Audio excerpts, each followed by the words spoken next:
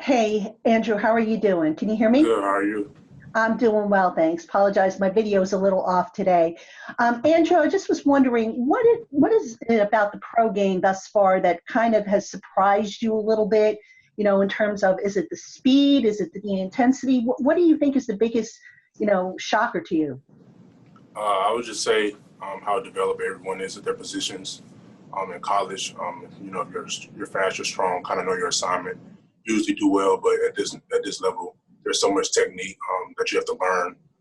There's so many things before the snap that you have to understand before the ball even hikes, and I think that's the biggest adjustment. And then if I could follow up on something, you've been cross training, I believe, at right tackle and left tackle. How has that gone for you, knowing that you can't really settle in on one position and that you have to alternate, between left hand and right hand, left foot and right foot, and so forth? Yeah, that's how Coach Judge teaches it. He wants us to be able to help the team any way we can. So if I can play right, I can play right. I can play left. Even if I have to, move inside. But I'm just trying to do my best to help the team. Thank you. Yep. Dougie? Hey, Andrew. Curious, how helpful was Nate Solder to you in the spring? And then just what was your reaction when he opted out? Yeah, during the springtime, I got to talk to him a little bit. I'm, kind of sad I didn't actually get to meet him in person, but obviously he made the best decision for his family, and I'm wishing him the best and praying for him. Do you think that put any added pressure on you that, the veteran guy who was supposed to be here is gone? Now you're kind of next up?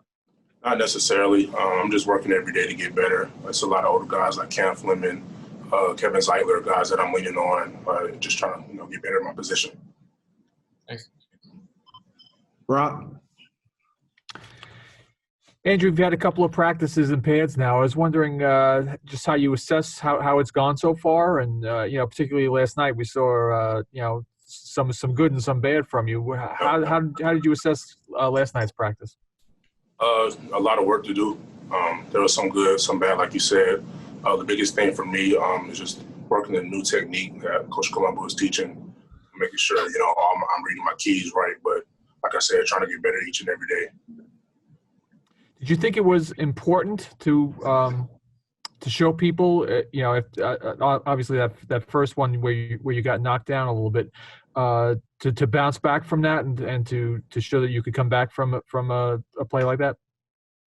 That's just the mentality. It was a great rep by Lorenzo, but it's the next play mentality. So I got to come back and do my best to win the next rep. Art? Hey, Andrew, how you doing? How are you? Good.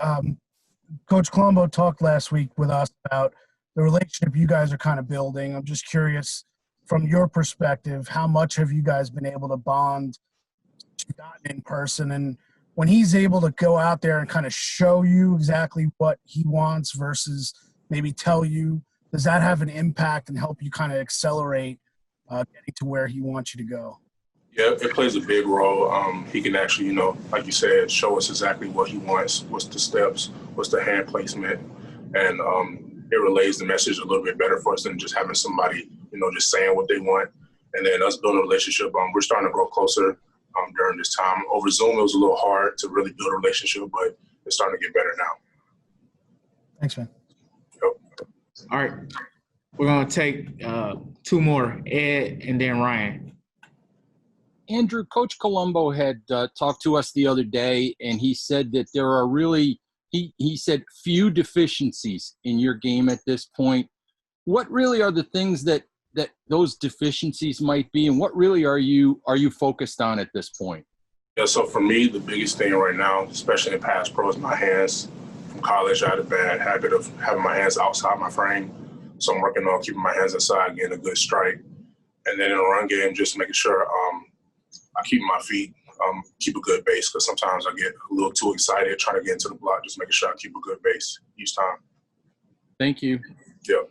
Last question here, Ryan. Andrew, can you hear me? Yes, I can. All right, cool.